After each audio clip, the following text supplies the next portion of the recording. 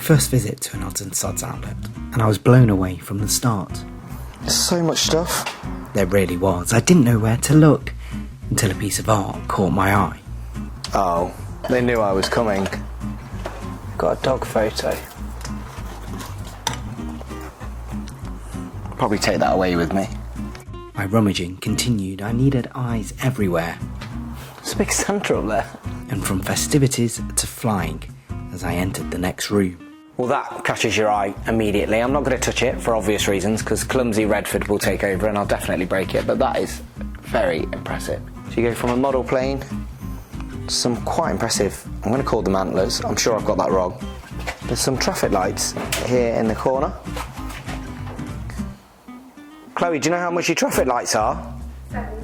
70. So there you go. If you want that in your house, easy. If you're a petrol head, this is where you come. It's a drum of some sort, like a raffle drum. Opens. I'm probably going to get this wrong, so I'm not going to open it. Oh, there you go. And it came, we're reliably told by Chloe, it came with Eurovision entries in it. So someone's had a fun evening. They may have been having a fun evening, but I was having a fun day. I couldn't stop telling my producers what I'd found, and just when I needed a sit down, bingo. And now I've got a bus seat, but it's not a bus seat. No. After a long, tiring day, you can sit down and just rock away the hours. Rock away, easy. A bus seat that's actually a rocking chair. Where else would you find something like that other than at this odds and sods store? And we have to shout out Chloe's partner as well. Scott has brought this together. What an incredible creation. A bus seat that becomes a rocking chair. What else do you want in your lounge? And from the bus seat to board games. So there's numerous old board games. You can really roll back the years, have a good family evening, cracking little Saturday night playing some old school board games. And if sitting in luxury isn't for you, then let me draw your attention to a nautical porthole mirror that's down here. And if you want to really feel like you're on the waves and on the sea, why not get an actual canoe? Chloe, do you know how much the canoe costs? £80. Incredible. Look at the size of it. Look how well kept it is. It could be yours. Who thinks you could have walked in here and find a canoe or a bus seat rocking chair? We've got old doors, we've got deck chairs, we've got a prison bed. Amazing. I've never seen a prison bed. I don't intend to see one in real life anyway, but there it is. It's here for you. And let me draw your attention to this. Prosecco Palace. Not your tipple? Not a problem. Because if I come along, Stella Artois if you're more of a beer man, if you're more of a lager man. So everything's covered.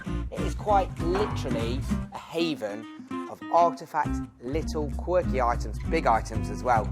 Whatever you fancy. You've got saws over my left shoulder. There's a sign about a hammer. There's all kinds of bits and bobs. And if you want the real thing, then let me direct you down here to this anvil, obviously with many, many stories to tell. And it's the first thing you see when you walk in the door, so there's no real reason not to come and find it. Chloe's just told me that this one is new in, so I can't ask for a price on this just yet, but it's here, it's ready for you to have a look at, and most importantly, it's the logo here for the Odds and Sods store. So why not look at it proudly and maybe just take it home with you as well.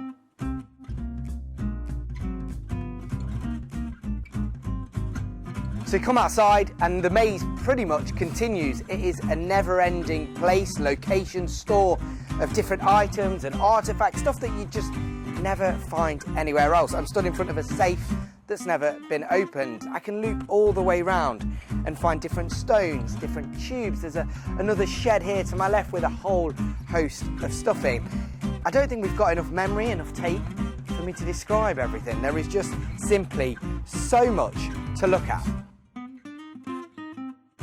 And then we come in to the garden section, and you've guessed it, there's too much here for me to even start describing. But whatever your creativity, your wish, whatever you want to do with your garden, this will meet your needs. I mean, who knew they needed a tavern pub sign? That's here for you. There's an odds and sods, see, I knew you'd find it here, of nails, washers, anything you want.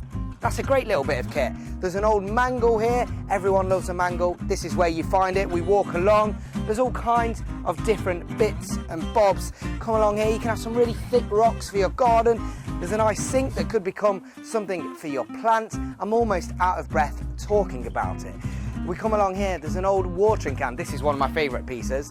The size of this tyre is the size of me, and yet Chloe reliably informs me that someone was training to get fit with this. I couldn't even lift half of that. And then, out of everything, this is probably my favourite bit. A door, I'm not going to tell you what it is. Chloe, what am I stood next to? A prison van. Why on earth would you find that? Where did you get this from, Chloe? Facebook Marketplace. A prison van. Absolutely amazing. We're going to go and take a look inside. Follow me. So as you step in, you're immediately aware of how close and how tight it is in here. I don't know if you're able to see just in there. That would be where a prisoner would sit, someone potentially on their way to court, on their way back from court. Really, really small. I mean, at the moment it's being used as a storage unit. I'm going to try and squeeze in, see if I can take a pew, just to really emphasise how tight that is.